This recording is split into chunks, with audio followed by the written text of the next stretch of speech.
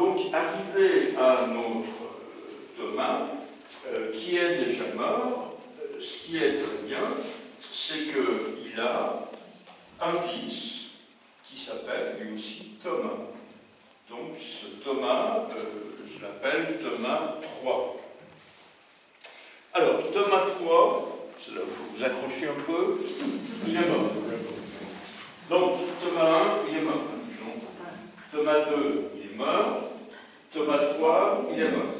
Mais Thomas III a eu le temps de faire un fils qui s'appelle Philippe. Et le Philippe en question, il est tout jeuneau, mais ça, c'est pas gênant. Il a 7 ans. Des gens qui deviennent comtes à 7 ans, il y en a eu qui étaient beaucoup plus jeunes. La règle, c'est je deviens comte le jour où mon père meurt. Peu importe quel est mon âge. C'est pas gênant, pourquoi? Parce que dans ce cas-là, il y a un système qui fonctionne bien, ça s'appelle la régence. Voilà. J'ai jamais calculé, ça fait longtemps que je me suis promis de calculer ça. C'est le nombre d'années de régence qu'il y a eu dans l'histoire de la Savoie. On peut le faire pour tous les pays à loi salique. Et on pourrait se rendre compte d'une chose, c'est que les femmes ont quand même régné. Parce que pendant la régence, c'est une femme qui règne. Généralement, elle est accompagnée par 2-3 barbus qui lui disent ce qu'il faudrait qu'elle fasse, mais il y en a quand même beaucoup qui ont fait ce qu'elles avaient envie de faire. Donc, le petit Philippe, on va l'appeler Philippe II, le petit Philippe, il a tout pour devenir comte de Savoie. Sauf que Philippe Ier, avant de décéder, il fait une déclaration solennelle. Et la déclaration solennelle, c'est quoi? C'est de dire que son successeur, ce sera Amédée. Alors, Amédée, voilà, il faut prendre, je sais pas si c'est bien, c'est la page 6, il n'y a pas forcément des... Normalement, on prend la primogéniture, ça veut dire qu'en dessous de Thomas III, on a Philippe. Et que dit Philippe en haut? Il dit que ce sera Amédée, mon successeur. Donc c'est très bizarre, vous voyez. Et pourquoi ce sera Amédée? Seul cas dans toute l'histoire de la Savoie, et sans doute un des seuls cas dans l'histoire de l'Europe à cette époque. Il dit parce que Amédée sera mieux capable. Il dit, voilà, c'est pas l'aîné, mais ce sera le mieux capable. Et ce qu'il invente, c'est ce qui se passe à chacune de nos élections.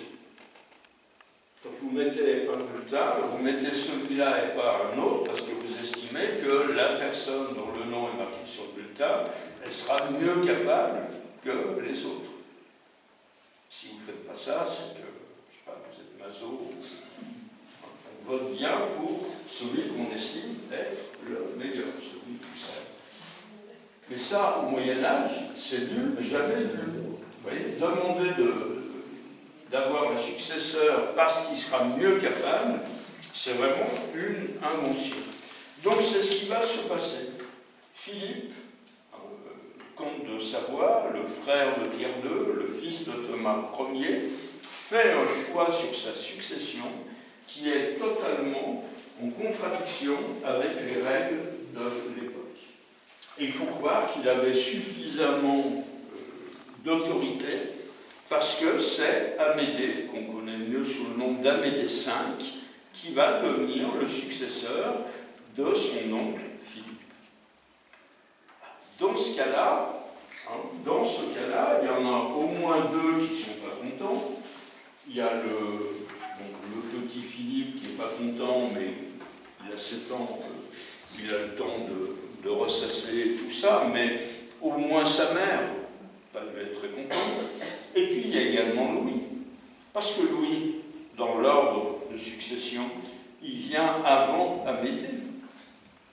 Et on aurait pu se dire, bon, d'accord, Philippe c'est un gamin, on va prendre un de ses oncles en attendant qu'il soit grand, mais dans ce cas-là, il fallait prendre Louis et pas Amédée.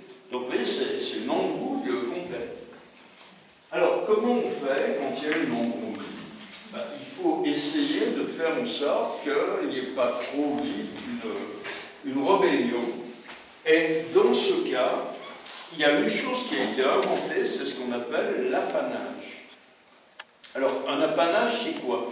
Dans apanage, il y a le mot latin panem qui désigne le pain. Donc, l'apanage, c'est quoi? C'est le pain qu'on donne à quelqu'un. Alors, à qui on donne du pain? En règle générale, on donne ça, dans les grandes familles, on donne ça aux cadets. Pour éviter qu'ils soient trop pénibles, on leur donne un territoire en gestion directe. Ce qu'on appelle un apanage, ça veut dire que par rapport au grand territoire, on donne une partie du territoire. L'apanage à la branche aînée. Au lieu, vous voyez, normalement, on aurait pu donner un apanage à Amédée, et puis donner la couronne à Philippe. On inverse les choses. Et qu'est-ce qu'on va apanager? Eh bien, on va donner en apanage le Piémont. Alors, ça prouve une chose, ça prouve qu'à cette époque, la Maison de Savoie considère le Piémont comme suffisamment secondaire pour qu'on le donne à une autre branche que celle qui a la couronne.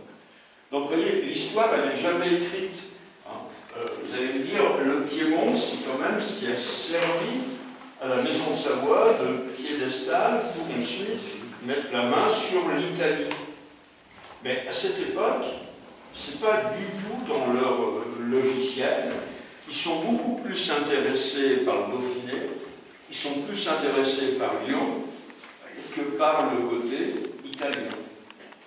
Donc, ça veut dire que le jour où Amédée V devient comte de Savoie, donc on est fin XIIIe siècle, le Piémont, qui est quand même toute cette partie-là, le Piémont devient la possession, entre guillemets, de la branche de Philippe qui n'a pas la couronne de comte de Savoie. Alors, c'est pour ça, d'ailleurs, quand vous regardez les armoiries du Piémont, en couleur, vous voyez que les armoiries du Piémont, c'est quoi? C'est la croix de Savoie, et il y a un petit truc bleu. Donc, le petit truc bleu, ça s'appelle un lambel, en héraldique, et un lambel, de manière beaucoup plus simple, c'est des créneaux renversés. Les créneaux, c'est le signe du pouvoir. Et quand les créneaux sont renversés, ça veut dire que c'est quelqu'un qui n'a pas le pouvoir en lui-même. Donc on donne à Philippe le Piémont en apanage, et puis on peut remarquer aussi qu'on peut craindre une révolte de Louis, et Louis, on lui donne le pays de Vaud en apanage, et il y a un lambel aussi sur les armoiries du pays de Vaud. Donc, pour que le comté de Savoie soit bien gouverné, Philippe, l'oncle, fait ce pari, on met le comté entre les mains d'Amédée, mais il y a un prix à payer, c'est de laisser le Piémont à Philippe le Jeune et de laisser le pays de Vaud à lui. Et vous voyez comment est le pays de Vaud et le Piémont, c'est des marches par rapport au comté de Savoie. Ça veut dire que c'est des territoires qui sont dans les deux cas à l'extrémité. Ce serait absurde d'avoir dit on donne en apanage la Tarentaise ou le Faucigny, qui sont centraux. Donc on laisse des choses aux extrémités. Alors on laisse jusqu'à quand? Il y a une condition, c'est que l'apanage dure tant qu'il y a une descendance. Le jour où il n'y a plus de descendance, toujours au centre d'une descendance mâle, le jour où il n'y a plus de descendance, à ce moment-là, automatiquement, le territoire territoire qui a été apanagé revient à la branche qui a le pouvoir. Donc c'est des paris, hein. C'est de dire aussi, ils ne vont quand même pas avoir des fils aussi longtemps qu'il y aura des impôts, donc il y a un moment, ça va s'arrêter. Donc, ça veut dire qu'il y a un moment où, ce ne sera pas le même moment, mais il y a un moment où le Piémont et le Pays de Vaud vont revenir dans le comté de Savoie. Le Pays de Vaud, mais comment ça s'est passé au niveau du Piémont? Philippe, devenu grand, il a très bien compris qu'il y a eu dans son histoire de petit garçon un truc qui a mal fonctionné. Donc Philippe, il est convaincu qu'il faut qu'il fasse tout ce qu'il peut pour embêter la maison de Savoie. Donc qu'est-ce qu'il va faire? Il va d'abord épouser une princesse, Isabelle de Villehardouin, qui est héritière de la principauté d'Achaïe. Alors, la principauté d'Achaïe, il y a un côté très exotique, c'est au nord du Péloponnèse. Donc ça veut dire que c'est en Grèce. Hein. Alors, c'est quoi ces histoires de princesses qui ont des territoires en Grèce? C'est les croisades. C'est-à-dire que les croisés, à mesure qu'ils avançaient, ils mettaient la main sur des territoires.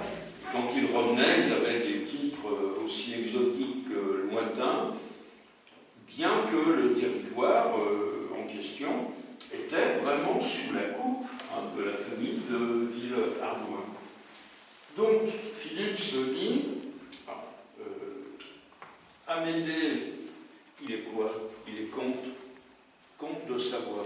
Moi, je suis prince de Piémont et je deviens en même temps prince d'Achaïe. Donc, je suis 2 fois prince. Vous voyez, ils ont voulu me faire un sale coup, et moi, je les embête.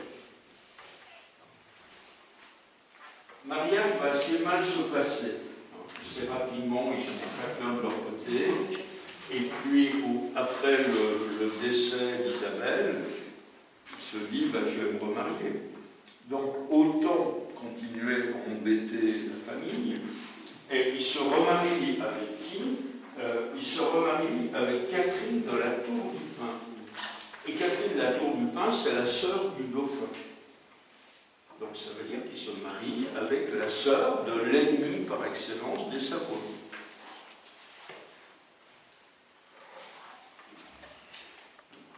Premier mariage avec Isabelle, il a une fille. Deuxième mariage, il a 11 enfants légitimes, 4 illégitimes, donc ce qui fait 16 enfants. Ça, à moins de catastrophe naturelle, ça suit. Mais ce n'est pas le cas, donc ça veut dire qu'il y a une descendance. Alors, il va avoir un fils aîné, donc né avec sa seconde épouse, qui s'appelle Jacques, qui va lui succéder. En parenthèse, Jacques a un frère qui s'appelle Édouard, et Édouard a vécu dans ce bâtiment, puisque Édouard va devenir archevêque de Tarentaise, et il doit être enterré à quelques mètres, je ne sais pas combien de mètres sous terre, mais il a été enterré dans la cathédrale de Moutier. Donc, Jacques, c'est bon. On a ensuite un Philippe, qu'on va appeler II, parce que son grand-père s'appelle Philippe. Alors lui, il meurt sans descendance. Ça recommence. Là, on sent que la maison de Savoie commence quelques manœuvres, parce que, on verra pourquoi, la maison de Savoie se dit, après tout, avoir laissé le Piémont, on a peut-être fait une bêtise. Bon, mais il n'empêche, étant donné que Philippe a 2 frères, c'est Amédée qui va succéder à Philippe, et puis à sa mort, parce qu'il n'a que des filles, c'est Louis, qui est un 3e frère, qui va succéder. Louis a un fils. C'est très mariage, descendance aujourd'hui. Louis, il a un fils, mais ce fils, il l'a eu avec une grande dame de Naples, qui n'est pas sa femme. Donc ça veut dire que si vous avez un fils en dehors des clous, vous avez un fils, mais ce n'est pas un héritier. Donc ça veut dire qu'il n'y a plus d'héritier.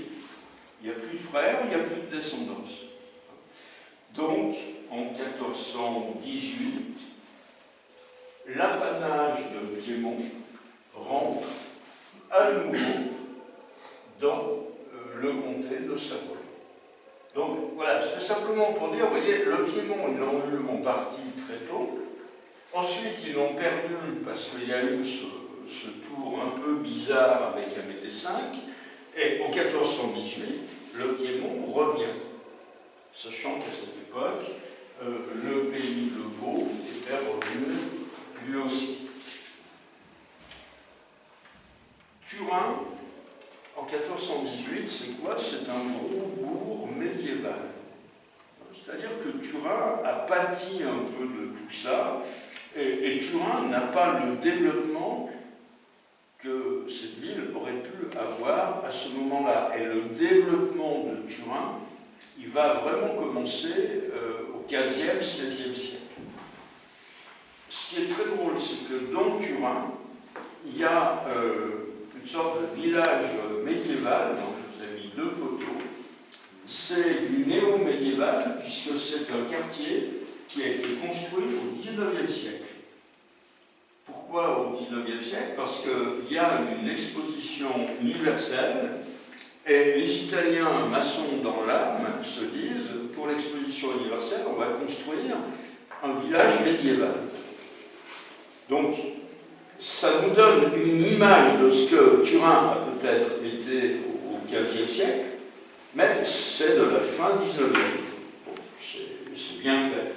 Plus ça vieillit, plus on peut se dire que c'est du vrai Moyen-Âge. Donc ça a 130 ans à peu près.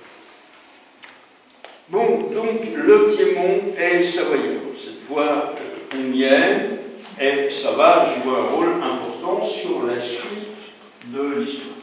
Alors, dernière chose, le comté de Nice. Alors, vous voyez, comté, j'ai mis le mot entre guillemets, pour la bonne raison qu'il n'y a jamais eu de comte à Nice.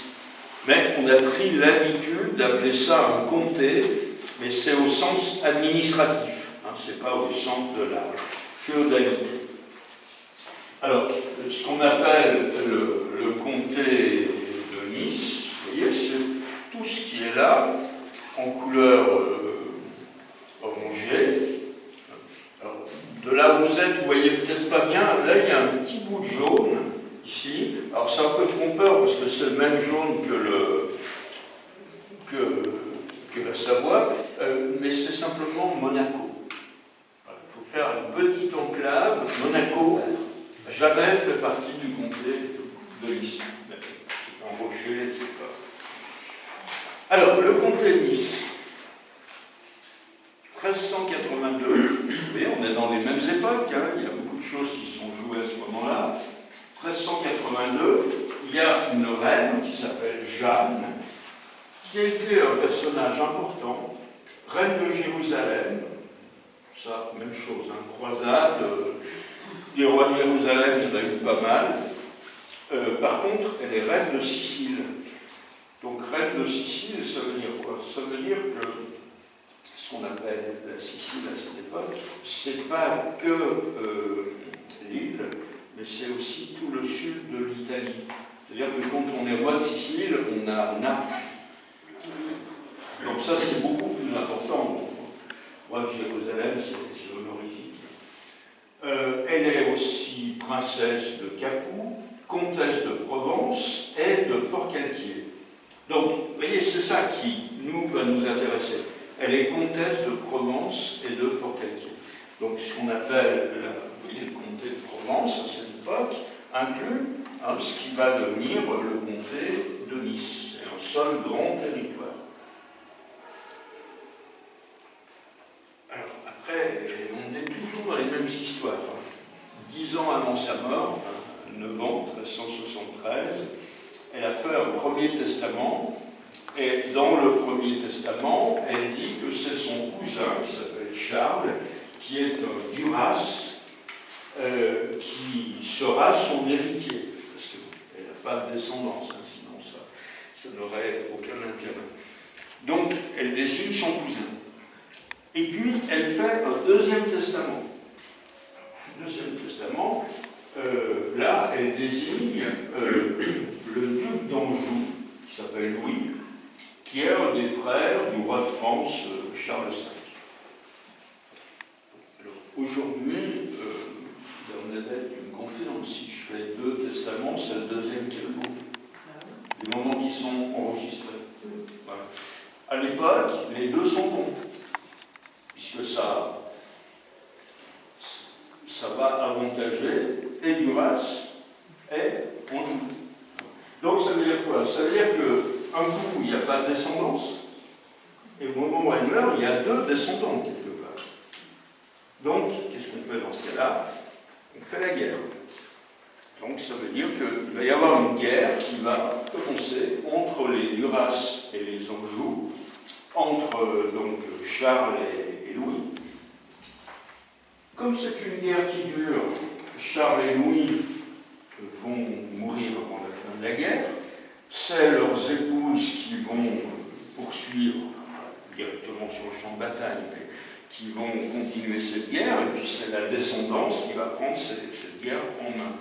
Donc ça veut dire qu'on rentre vraiment dans un conflit qui est douloureux et qui va être long, et qui se situe essentiellement ici. On ne s'est pas battu à Naples ou ailleurs, parce que pour les Anjou, qu'est-ce qui les intéresse? Encore une fois, le frère de Louis d'Anjou, il est roi de France. Donc il faut bien se dire que c'est le moyen pour la maison de France de mettre la main sur la Provence. La Provence n'est pas française à cette époque. Donc cette guerre, c'est surtout à ce niveau-là qu'elle va se passer. C'est le moment aussi, parce que autant se battre pour plusieurs raisons, c'est le moment où il y a deux papes. Il y a un pape en Avignon, il y a un pape à Rome, ce qu'on appelle le grand schisme d'Occident. Ça n'a rien à voir quand il va y avoir la séparation entre les catholiques et les réformés. Là, c'est un schisme pour des raisons théologiques. Le grand schisme d'Occident, c'est simplement un schisme politique. Ceux qui sont rois, ducs, princes, etc., ont des intérêts divergents. Donc il y en a qui ont choisi un personnage qui est installé en Avignon et qui est en particulier le pape des Français, et puis les autres sont partisans du pape qui est à Rome.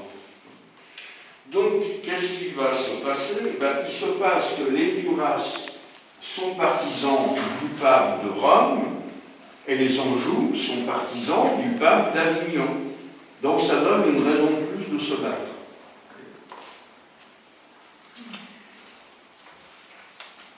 En 1387, la situation elle commence un peu à changer parce que Aix-en-Provence se rattache à la maison d'Anjou.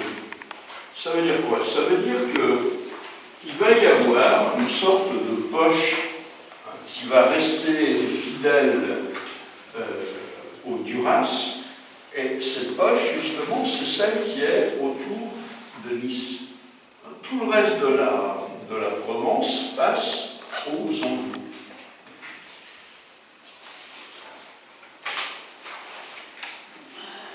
Ladislas de Duras, qui est un descendant du premier Duras, qui est devenu roi de Naples, il est chassé de Naples par son peuple. Donc c'est là où encore ça se complique, parce que les gens de Nice, maintenant, ils sont complètement isolés dans la Provence, et celui qui est leur chef, le Ladislas en question, il a été chassé de son territoire de base, c'est-à-dire de Naples. Donc, qu'est-ce qui va se passer? Un truc un peu unique dans l'histoire.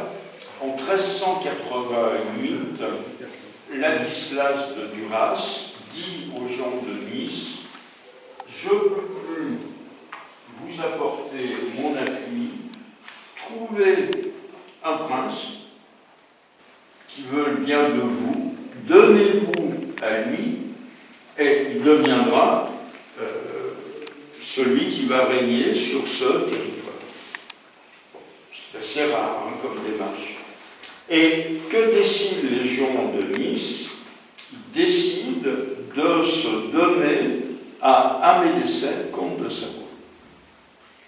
Là, je vous raconte la belle histoire. Je vous raconterai l'histoire tordue après.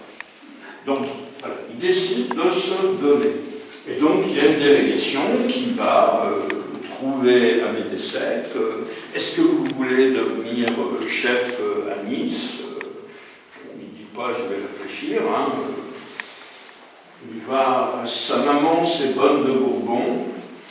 Bonne de Bourbon va négocier pour que la délégation savoyarde puisse descendre par le Dauphiné, donc puisse passer en terre française. Ça veut dire autre chose, ça veut dire qu'on veut descendre le plus rapidement possible. Et quand je dis la délégation savoyarde, c'est pas des ministres, c'est une armée qui descend. C'est pour ça qu'ils demandent à pouvoir traverser le Dauphiné, c'est que c'est une armée sur le pied de guerre qui arrive le 27 septembre donc 1388 aux portes de Nice, et le lendemain, les représentants de la ville de Nice vont aller trouver le comte de Savoie, et c'est là où on parle de la dédition de Nice. Alors, une dédition, c'est quoi? Je pense que vous avez déjà tous entendu parler d'une réédition. Donc, une réédition, c'est quand on se rend. Une dédition, c'est quand on se donne. Donc, vous pourrez utiliser le mot à bon escient. Quand vous irez à un mariage, vous direz c'est une dédition. Parce qu'un mariage, ce n'est pas une réédition. Il y a une des formules dans laquelle, je vais recopier parce que je n'ai pas beaucoup d'expérience, mais on dit « je te reçois et je me donne à toi ». Donc, dédition, je me donne à toi. C'est comme si les gens de Nice, et on utilise ce terme parce qu'ils décident de se marier avec Amédée VII, comte de Savoie. Et qui va se marier? C'est non seulement les gens de Nice, mais c'est l'ensemble des vigueries. Alors, qu'est-ce qu'on appelle une viguerie? C'est la même chose que dans le Nord, chez nous, on appelle ça des châtellenies. Aujourd'hui, on dirait un canton. Donc, ça veut dire que là, vous voyez, les différentes couleurs. Alors on laisse de côté Monaco, mais on a la viguerie de Nice ici, on a celle de Saint-Martin-Vésubie, on a celle de Puget-Ténier, et donc tout ça, ils font le même mouvement. À la tête d'une viguerie, on a ce qu'on appelle un viguier, et ça donne aussi le nom, un vigier. Et vous voyez que Évigier et Vigier, c'est devenu des noms de famille. Et quand on a ce nom, ça veut dire qu'on a eu un ancêtre lointain qui a occupé cette charge du viguerie. Alors, il y a quand même une clause. La clause, c'est que Ladislas de Duras a une période de 3 ans pendant laquelle il peut dire « je récupère Nice ». À une condition, c'est qu'il paye à Amédée VII tous les frais que Amédée VII a fait depuis le 28 septembre 1388. Alors, vous doutez bien que, vu l'état de Ladislas de Duras, la probabilité pour qu'il récupère Nice, surtout qu'il paye des frais, elle est nulle. Donc, ça veut dire que 3 ans plus tard, on acte le fait que les Duras n'ayant pas réclamé Nice, Nice devient un élément de la maison de Savoie. Et les 4 Libris, pareillement. Et donc, ça veut dire qu'au lieu d'avoir, vous voyez, ces éléments, ben, on a maintenant ce territoire qui devient un territoire savoyard. Alors, il n'y a que, voilà, il y a des choses ça va prendre du temps. Par exemple, ici, vous avez le comté de Tende, avec le Tende, la Brigue, etc. Là, vous voyez bien qu'il n'est pas totalement dans le comté de Nice. Ça viendra un peu plus tard. C'est des gens qu'on a toujours baladés d'un côté de l'autre. Vous savez ce qui s'est passé. En 1860, le comté de Tende, si on prend la ligne de partage des eaux, il aurait dû devenir français. Et le comté de Tende, c'est Victor-Emmanuel II qui a dit niet, parce que ça faisait partie de ces territoires de chasse. Donc, le comté de Tende, côté français, est resté piémontais et italien jusqu'à 1947, où là, les choses ont été régularisées. Donc maintenant, c'est bien français. C'est là où il y a 1 an, il y a eu la catastrophe avec les coulées d'eau, etc. Mais donc, à cette époque, le comté de Tende, il est déjà un peu fluctuant. Il y en a une partie qui rentre dans le comté de Nice, une autre partie, non. Alors, maintenant, la vraie histoire. La vraie histoire, elle est quand même un peu plus compliquée que ça, parce qu'un peuple qui va trouver quelqu'un en lui disant on veut devenir vos sujets, c'est une histoire un petit peu bizarre. Alors, qu'est-ce qui s'est passé en réalité? Il faut déjà introduire un personnage qui a joué le rôle de premier plan et qui est peut-être le vrai gagnant de cette histoire. Ce personnage, il s'appelle Jean Grimaldi de Beuil. Jean Grimaldi, je pense que ça vous dit quelque chose. Et le Jean Grimaldi de Beuil, c'est qui? Ben, c'est une des branches de la famille de Grimaldi. Alors c'est une des branches qui va s'éteindre au XVIIe siècle, mais c'est bien la même famille. Et l'autre branche des Grimaldi, pourquoi est-ce que la principauté de Monaco n'est pas dans le comté de Nice? Parce qu'il y a l'autre branche des Grimaldi, qui est déjà là. D'ailleurs, vous voyez les armoiries de Jean Grimaldi de Beuil, c'est une déclinaison des armoiries de Monaco. Alors, qu'est-ce qui s'est passé en réalité? Ben, ce qui s'est passé, c'est que la guerre a coûté très cher. Elle a coûté très très cher. Et pour que Nice puisse tenir, il a fallu investir des sommes très importantes. Si on veut que l'Ukraine tienne, ben forcément il y a un coût. Vous voyez, c'est un peu la même chose. Et donc cet argent, il venait d'où?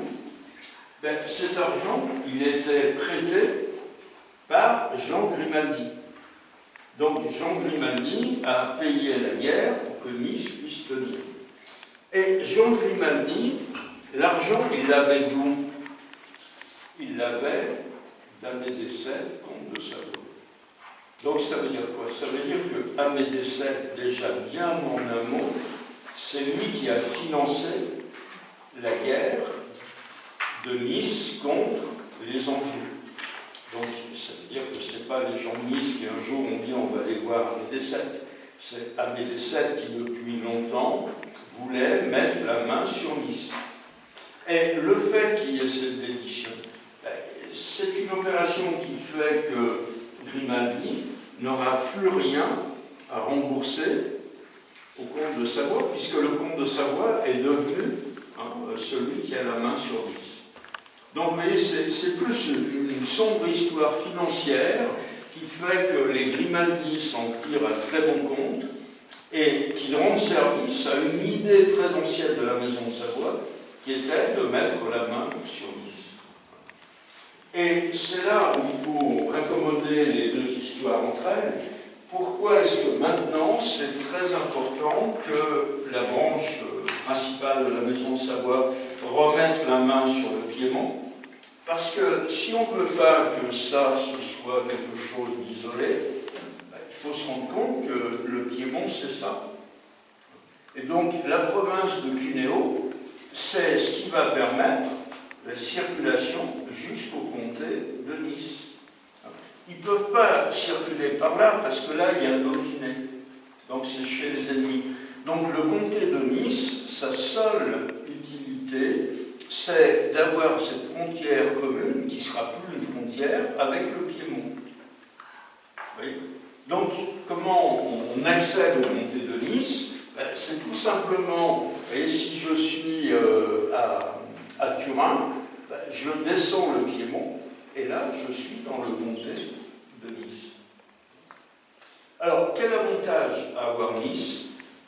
C'est un territoire, donc ça agrandit le territoire, mais surtout Nice c'est un port sur la Méditerranée. La Savoie, puissance maritime, c'est pas un gag, ça a réellement existé. À partir de 1388. À partir de 1388, il y a une flotte savoyarde. Alors, en quoi c'est intéressant? Les deux grands ports marchands du sud, c'est Venise. Donc, Venise, c'est tout ce qui arrive d'Orient, et c'est Gênes. Et Gênes, c'est tout ce qui arrive, en particulier, de l'Afrique. Donc, ça veut dire quoi? Ça veut dire que par rapport à ce trafic qui va à Gênes, Gênes c'est par là, on peut espérer qu'il y aura un petit peu de ce trafic qui va venir sur Nice.